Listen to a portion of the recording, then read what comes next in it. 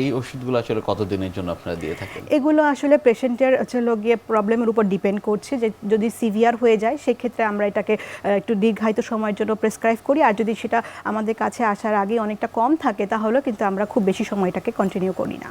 পরবর্তীতে ফলো আপনি কিভাবে করে থাকেন?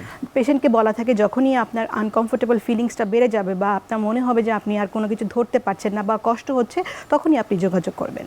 এই যে ত্বকের শুষ্কতা হচ্ছে, সেক্ষেত্রে আসলে বিভিন্ন কিছু নানা চটকদার বিজ্ঞাপন দেখে আসলে দর্শকরা ব্যবহার করে থাকেন, সেগুলো আসলে যৌক্তিক কিনা? আসলে এখন তো বিজ্ঞাপনের যুগ, অনেক কিছুই মার্কেটিংয়ের মাধ্যমে মানুষকে বিভ্রান্ত করছে, কিন্তু আমি বলবো যদি আপনার এই ধরনের দীর্ঘায়িত কোনো রোগ থাকে বা ছোটোবেলা থেকে আপনি ভুগছেন, এই ধরনের ডিজিজগুলোর জন্য অবশ্যই একজন বিশেষজ্ঞের পরামর্শ নিয়ে ওষুধ ব্যবহার করবেন। তাতে আপনার ক্ষতিগ্রস্ত হবার চাইতে আপনি বেশি সাফল্য পাবেন। কিন্তু আপনি যদি বিজ্ঞাপন দেখে ওষুধ ইউজ করেন, সেটাতে কিন্তু আপনার পার্শ্ব প্রতিক্রিয়া হওয়ার বেশি সম্ভাবনা থাকে।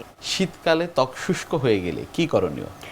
শীতকালে ত্বক শুষ্ক হয়ে যাওয়ার অনেকগুলো কারণ থাকে, তার মধ্যে বাতাসের আর্দ্রতা কম, আমরা অনেক গরম কাপড় পরি, সেখান থেকে আমাদের স্কিনে হাইড্রেশন হয় না। শীতকালে পানির চাহিদা কম থাকে, আমরা খুব কম পানি খাই। সো আমাদেরকে অবশ্যই ভালো মানের ময়শ্চারাইজার ইউজ করতে হবে, যেই ময়শ্চারাইজারটা আপনার অয়েল বেসড হবে। আপনি ইমোলিয়ান ইউরিয়া বেসড ক্রিম ইউজ করতে পারেন। এছাড়া হলো গিয়ে আমরা বলি মাইল্ড সোপ ইউজ করতে, যেটা আপনার স্কিনটাকে শুষ্ক করবে না। প্লাস হচ্ছে কুসুম গরম পানি ব্যবহার করবেন। অনেকেই আছে অনেক লম্বা সময় ধরে গরম পানি দিয়ে গোসল করে, সেটা কিন্তু শরীরকে আরো বেশি শুষ্ক করে দেয়। ত্বকের শুষ্কতার এই বিষয়গুলো নিয়ে আপনার কাছ থেকে আমরা আরো জানবো, তবে তার আগে আমাদের এই অনুষ্ঠানে একটি নিয়মিত সেগমেন্ট হচ্ছে বিভিন্ন খাদ্যের পুষ্টি গুণাগুণ সম্পর্কে আমাদের দর্শকদের জানিয়ে দেয়া। প্রিয় দর্শক, দেখছেন স্বাস্থ্য প্রতিদিন। কথা হচ্ছিল খুব গুরুত্বপূর্ণ একটি বিষয়, ত্বকের শুষ্কতা নিয়ে। অনুষ্ঠানের পর্যায়ে দেখে নেব বিভিন্ন খাদ্যের পুষ্টি গুণাগুণ সম্পর্কে আমাদের পুষ্টিবিদের কাছ থেকে। ত্বকের সৌন্দর্য বৃদ্ধিতে আপনি কি ধরনের খাবার খাবেন এবং কোন ধরনের খাবার বর্জন করবেন? সবার প্রথমেই যে কথাটা সবচেয়ে বেশি ইম্পর্টেন্ট, তা হলো ত্বকের সৌন্দর্য বৃদ্ধিতে এবং ত্বক ভালো রাখতে vitamin A, vitamin C, vitamin E ও ওমেগা 3 যুক্ত ফ্যাটি অ্যাসিড জাতীয় যে খাবারগুলো আছে, সেই খাবারটা আপনি সিলেক্ট করার চেষ্টা করবেন। ভিটামিন এ আছে সাধারণত গাজর, মিষ্টি কুমড়া এবং পালং শাক, এই ধরনের শাকসবজিতে আছে ভিটামিন এ, যা কিনা স্কিনকে ভালো রাখতে সাহায্য করে এবং ত্বক ময়শ্চারাইজিংয়ে বেশ ভালোই হেল্প করে। এর পাশাপাশি ভিটামিন ই যুক্ত খাবার, বিভিন্ন বীজযুক্ত খাবার যেমন বাদাম আপনি খাবারের লিস্টে রাখতে পারেন, বিশেষ করে কাঠবাদাম।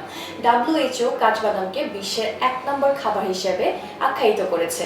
কাঠবাদামের পাশাপাশি আপনি রাখতে পারেন রেগুলার আখরোট, যা কিনা ত্বককে ভালো রাখতে সাহায্য করে। এর পাশাপাশি ওমেগা 3 যুক্ত ফ্যাটি অ্যাসিড, বিশেষ করে বিভিন্ন ধরনের সামুদ্রিক মাছ আপনি খাবারের লিস্টে রাখতে পারেন, এবং এর পাশাপাশি অবশ্যই প্রোটিন জাতীয় খাবার আপনাকে রাখতে হবে। বিশেষ করে মাছ যদি আপনি রেগুলার খেতে পারেন, তাহলে কিন্তু আপনার স্কিনকে খুব ভালো রাখতে সাহায্য করবে এবং ত্বকে আলাদা জেল্লা দেবে। এর পাশাপাশি অবশ্যই আপনি বিভিন্ন ধরনের শাকসবজি খাওয়ার চেষ্টা করবেন। অনেকেই আছেন যে কনস্টিপেশনের কারণে স্কিনের সমস্যা হয় এবং পিম্পল ওঠে, তো যার কারণে আপনাকে অবশ্যই ফাইবারযুক্ত খাবার হিসেবে বিভিন্ন ধরনের শাকসবজি রাখতে পারেন।